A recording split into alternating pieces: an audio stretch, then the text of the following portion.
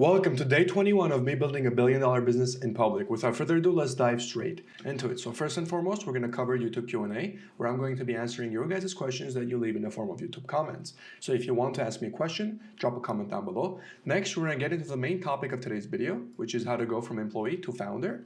And third, we're going to talk a little bit about strategizing for this YouTube channel as well as the main one. Now, if you're confused, you have no clue what's going on, welcome. My name is Bago, and this is my daily YouTube channel, my second YouTube channel. I have a main YouTube channel with over 40,000 subscribers now. Actually, not over, very close to, almost. So let me give you a little bit of an intro as to who I am, and then we'll dive straight into the video. So I started off in 2017 was when I wrote my first line of code. Actually, not 2017, 2016 when I wrote my first line of code in MATLAB. And then 2017, we went on to win the Los Angeles Regional Championship for the robotics team.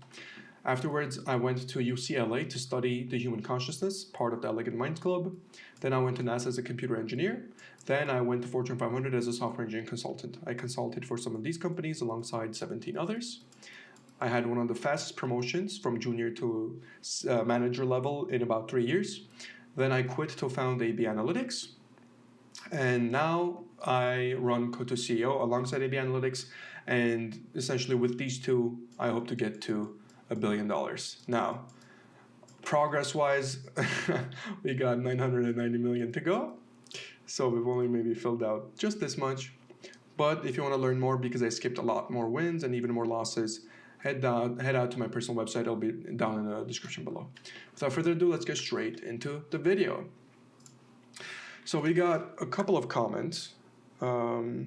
Let's start from the very bottom. So VSP asks, as a communicator, how can you get better at explaining concepts more simply rather than overly complicated? Good question. You're asking some very good questions. Most people wouldn't even think of that. So this is an interesting question because I can choose to answer this question very simply with maybe a couple sentences, 100 to 200 words max, or I can dive deeper into it and spend 5 to 10 minutes. The choice is entirely up to me. With the first explanation, you can take away maybe like 90% of what I want you to take away. With the second explanation, you can take away 100%. Is it worth for me to spend that extra 5-10 minutes for that extra 10%? And that's where a lot of the times the nuance comes into play. When is it worth it for you to make it overly complicated or, to take longer than needed to? Is the saying, keep it simple always necessarily correct?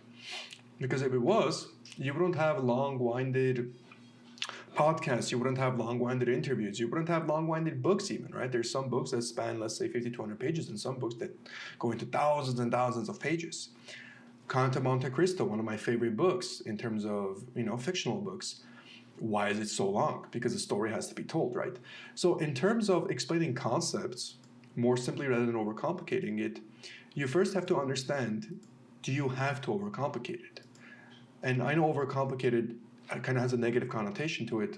So rather than saying overcomplicated, let me just say not simple.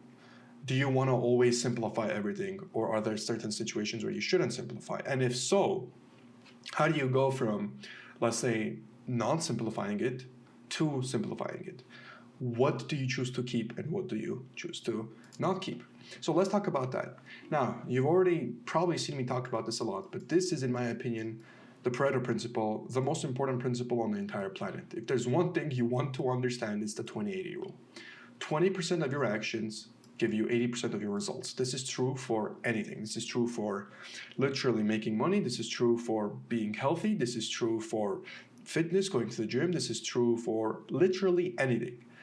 Most, like 99.9% of things on the planet, 20% of what you do actually gets you 80% of the results, 20% of the specific tasks. Whenever you're explaining concepts to people, you first have to understand who you're explaining it to.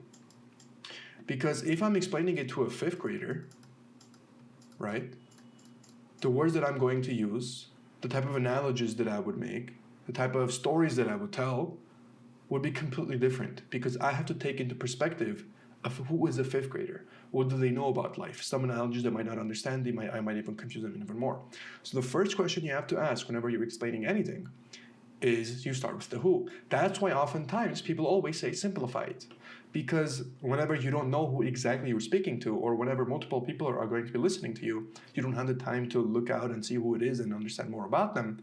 People always tell you to simplify it just so you can hit as many different demographics or as many different individuals as possible. So your messaging can be kind of like a fit for them. Think of an umbrella. Oh my God, that's a horrible umbrella, but we'll have to make do with this.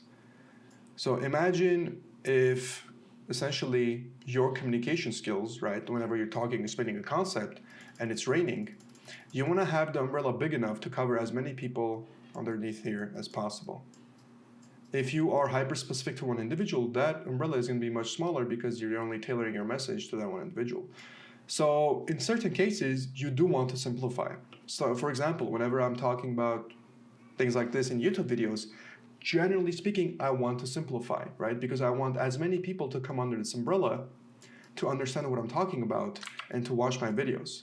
However, certain videos, especially the ones on this daily channel, you guys realize the reason they don't get too many views is because the umbrella is extremely small and it's only a small little portion of it.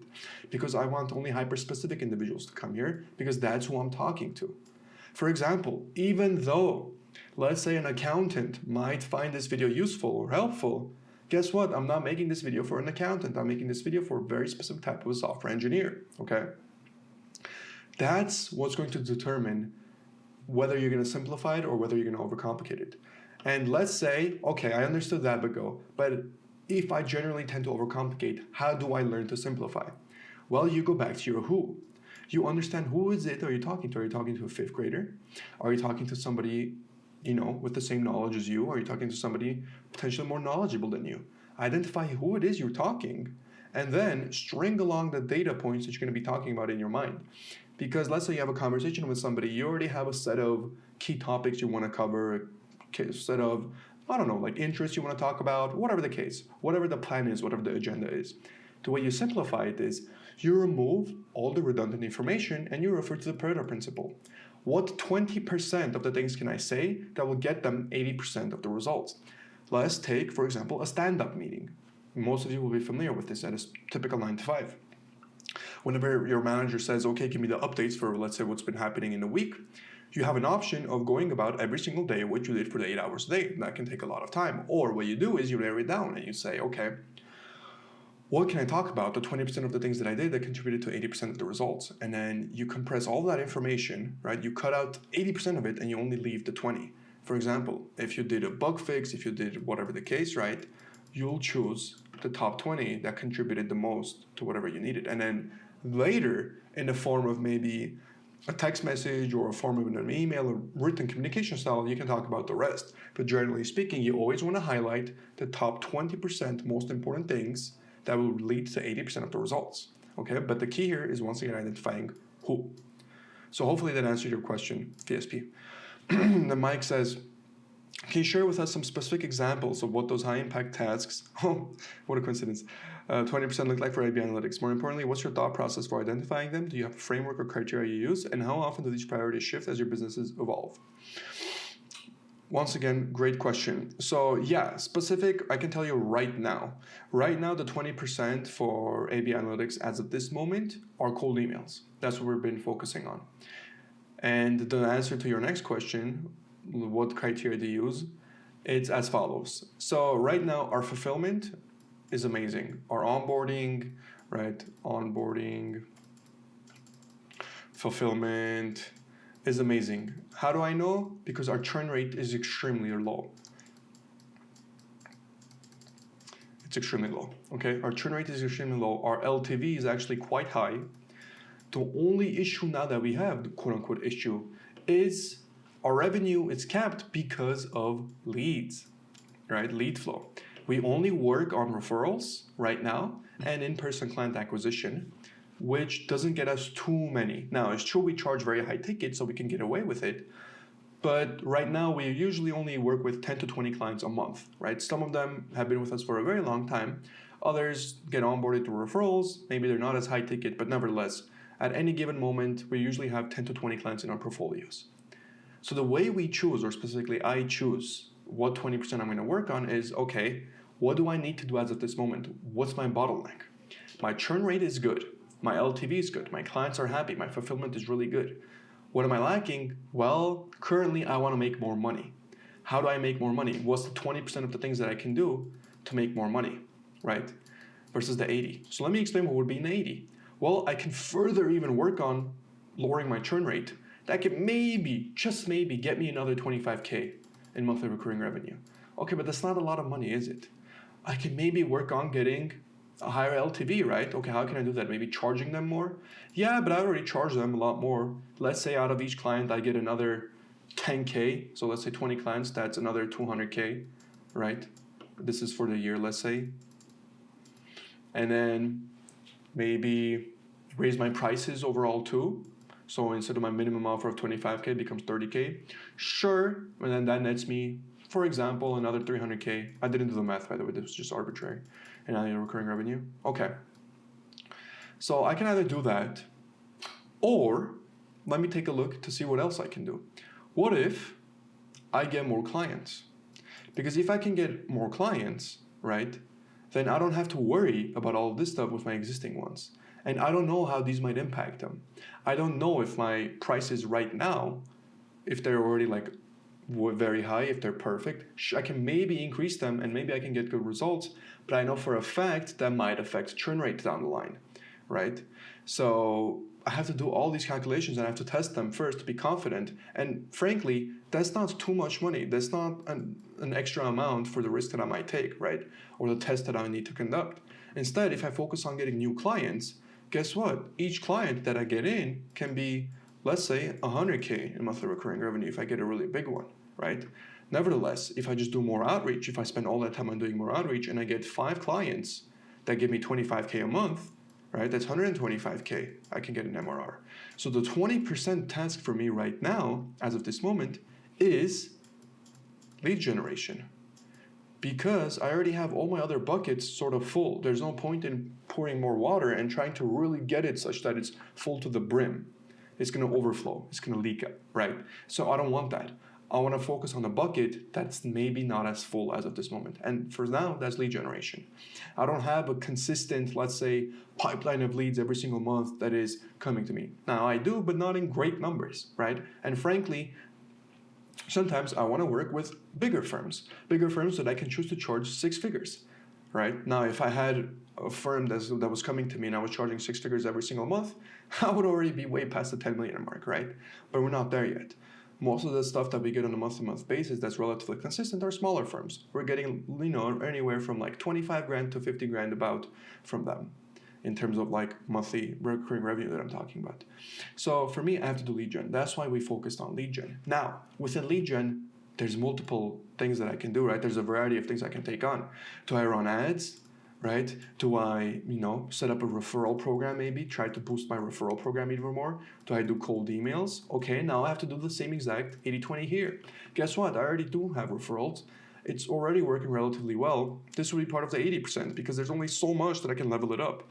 If this is my bucket for it and it's already this full, I only really have to fill up this much, right? Okay, what about ads? Well, I haven't touched ads yet. I did in the very beginning, but not anymore. So my ad bucket is like this full. I'm like, okay, so I can probably fill this one up. What are my cold emails? Well, my cold email is also this full. Okay, so now I have to choose between these two. Which one do I focus on? Well, before I ran cold emails and I've gotten results with them, so I know they work. Okay, how about ads? I did run ads before, but I had no clue what I was doing. I didn't get too many results with them. Okay, so in terms of expertise right now, cold email would be a little bit more familiar with me, and I can get direct 100% guaranteed results from it. Okay, this is my 20% because I'm going to dive into the unknown here. Now, could it be possible that ads might get me more? 100%. So I'm not going to ignore them. What I'm going to do is going to assign this to another individual to take a look at. That's exactly what I have done. That's the best part about it, being able to outsource certain things. But I personally will be in charge of the cold emails. Okay? So that's how we go about it. That's how I do the 2080. Since most of you watching this are software engineers, think of a decision tree, right? At every single point, you have 2 choices, a yes or a no, or do you go with this or do you go with that? And when you get to the next node, you do the same exact thing. Essentially, that's what happened. So this is the business. What do I need to make more money, right? Okay, what are my options, right? I have, let's say, focus on churn, LTV, whatever, or lead acquisition. Okay, lead acquisition 1. Within lead acquisition, let's say there's ads, cold emails, which one? Cold emails. Okay, now I do the 80-20 for cold emails. What do I want to spend more time on? Is it lead sourcing, right? Is it spending more time on potentially sourcing good quality leads, or is it spending more time on a copy, right? Or do we want to spend equal time? And then I do another 80-20 there. Which one will be better? This is assuming that you know off the top of your head which 80-20 is gonna like win out, right? If you don't know, if you have no clue which one's the 20, which one's the 80, you need to collect data, right? A lot of times when you get, let's say, to my level where you've done this so many times, you have an intuitive feel to it, you can do it intuitively. But outside of that, you need the data to back it up. So hopefully that answered your question as well. And in terms of how these priorities shift as your business evolves, exactly as I explained it. Next month, when I have way too many clients and I realize I can't fulfill all of them, then my 80-20 will become, okay, I need to onboard more team members. Okay, that's how it works.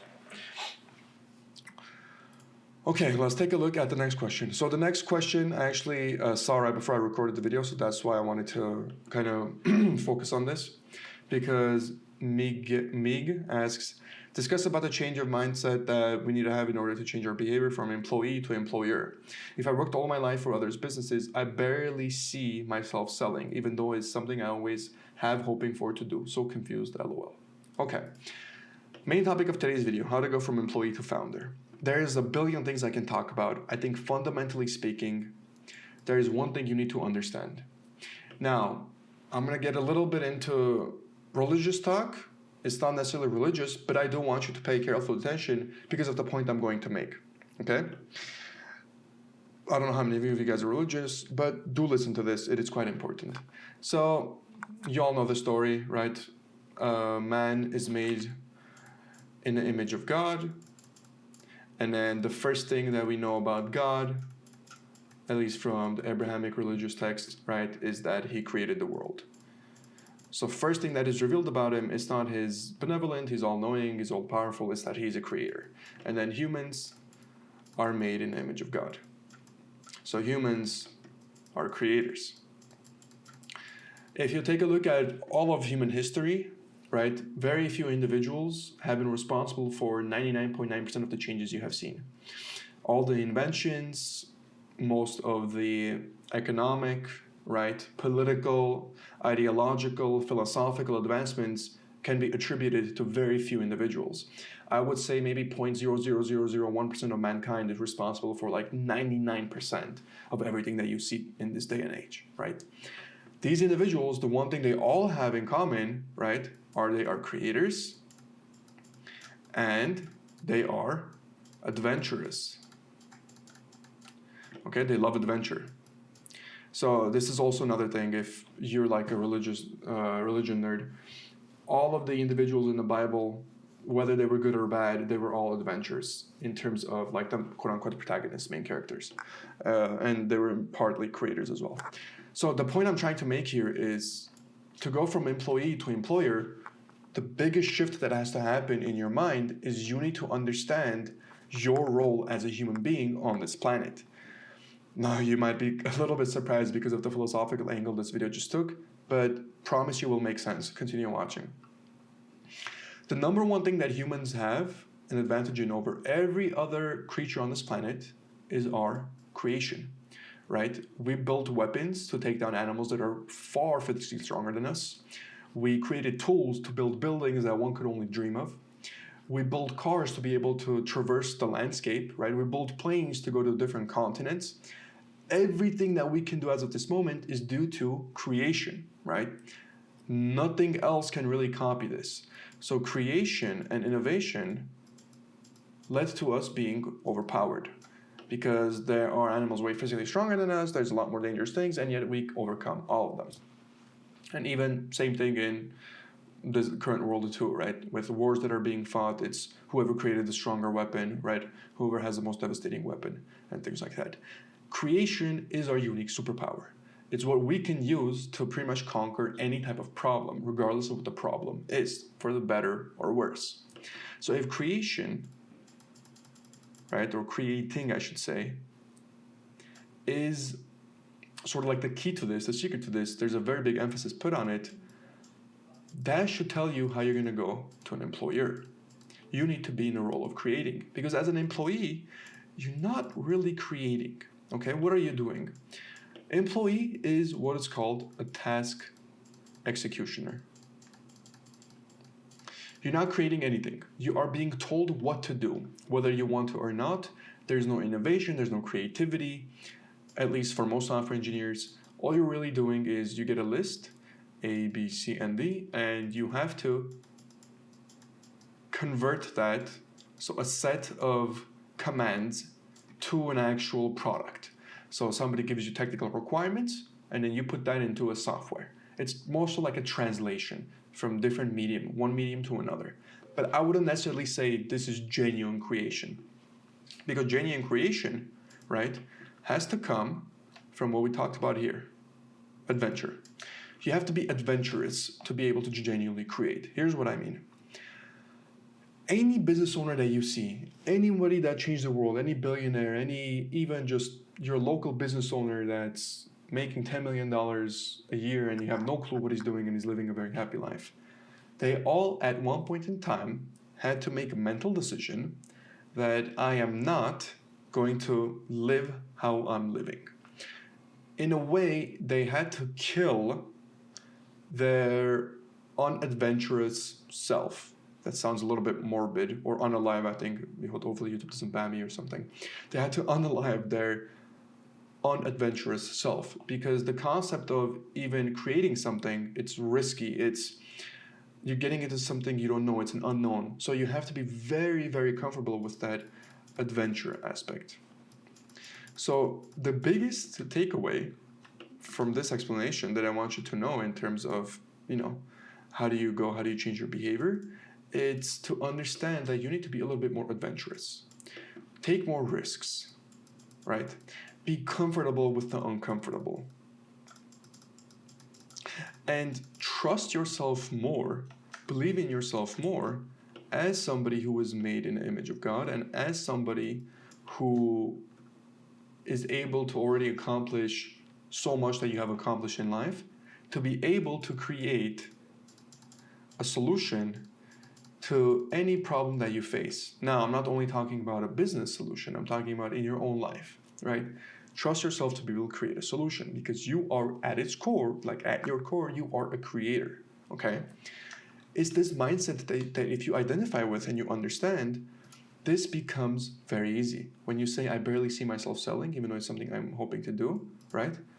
That will go away if you understand your role. People ask me, what do you think is the meaning of life, or what are the role of humans? I think fundamentally speaking is creation, right? You have to create, you have to be adventurous. Adventurous can be in a form of different ways. That's why you see so many eccentric individuals that might be highly successful, and people will call them weird, right? If you take a look at the greats, for example, if you look at Mozart, if you look at Da Vinci is considered the most talented human being that ever existed. If you read into them, they were quite eccentric individuals, but at its core, they were really just adventurous.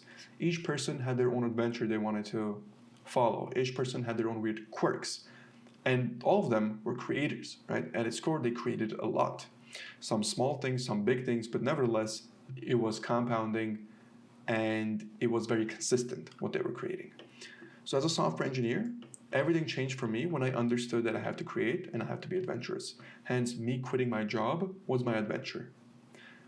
Me getting into a business that I didn't really know what was going to happen was my adventure.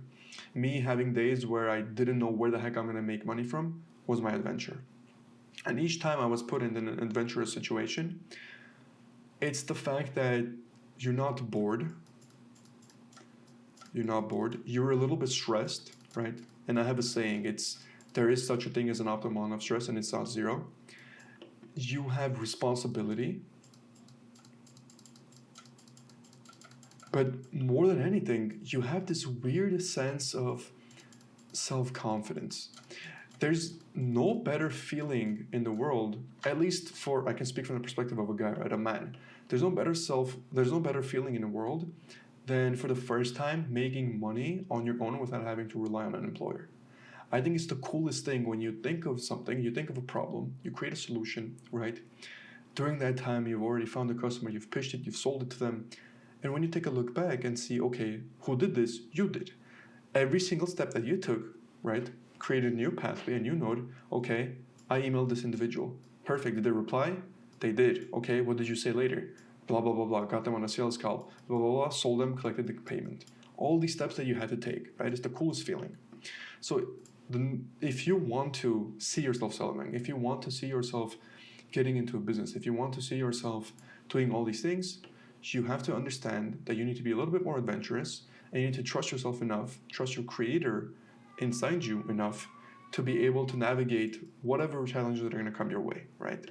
And fundamentally speaking, you not being bored, you being a little bit stressed, right? And you having that responsibility and also that self-confidence to pull this off are all the fuel you really need to continue on this path. Because once you get started, as long as you don't give up, all you're doing is creating a snowball effect. Imagine you're rolling a snowball down the mountain and it gets bigger and bigger and bigger and bigger. This might take a few months, it might take a few years, really depends. But it gets so big to the point where you can't really even stop, even if you want to. That's what it's been to me. Once I experienced this kind of a life, I can never ever go back to a 9-to-5.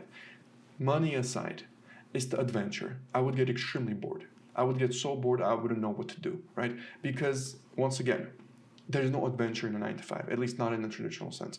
Does that mean all 9-to-5s are not adventurous? Not at all. There are some 9-to-5s that are very adventurous, right? And there are some 9-to-5s that you shouldn't quit. You should do if that's what you want to do, right? Not everybody's meant to be an entrepreneur, right? There's some people that are better entrepreneurs. For example, everybody should play to their strength. But most software engineers should be entrepreneurs because they are meant for entrepreneurship. Software engineering is a direct segue to entrepreneurship. I have said this for a long time. I will continue saying it because it is very, very accurate. So biggest takeaway, be a little bit more adventurous. Trust yourself more in these situations, especially the creator inside you. And look for the life that's not boring, where you'll be a little bit stressed, but you'll have a lot more responsibility, and you'll have the self-confidence to trust yourself with things to figure things out. As long as you don't give up on yourself and you continue doing this, you will get to a point where you will become unemployable. Not in the sense of you're bad, but rather in the sense of you will never look for another job because it will be way too boring for you. You will miss that sense of a little bit of stress. You will miss that sense of responsibility. You will miss you making your own money, making as much money as you want, waking up whenever you want, not having a boss to answer to, all these things. So all you really need to do is just dive into it, be adventurous enough to try it, because once you try it, you sort of put yourself in a routine that you can't quite get out of, right? And it's because the adventurous life that you'll see is going to be way different than a Monday 9-to-5. That's what it was to me. And honestly, every single individual I've spoken with that has followed the same routine, no matter what they got into it for, whether they got into it for family, whether they got into it for the money, does not matter. They continued staying into it because of this exact adventurous thing that I am describing. It truly is one of the most fun things you could ever do. I know it sounds a little ironic. Sure, is it stressful? Most definitely, but that is what makes it fun. So hopefully that answered your question as well. Let me know if you want me to expand on that. Outside of that, let's talk a little bit about, we got Zed on dislike. I wish you guys could comment what you're disliking so I can see it. But let's talk a little bit about our video performance. So this one got a decent amount of views. I'm going to recreate this on the main channel. In terms of our view duration is quite low than what I like it to be. So it's interesting to see. Actually, let me see. Are most of you guys new? Oh, wow. So we have 98.5% new viewers. So most of you guys seeing this don't even really know me too much. Or I don't know if this actually, if you guys come from the main channel, it's still going to put you as a new viewer.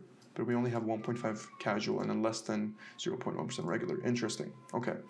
And hopefully you guys can't hear the crying outside. There's a baby crying. That baby always cries whenever I'm here. Okay, perfect.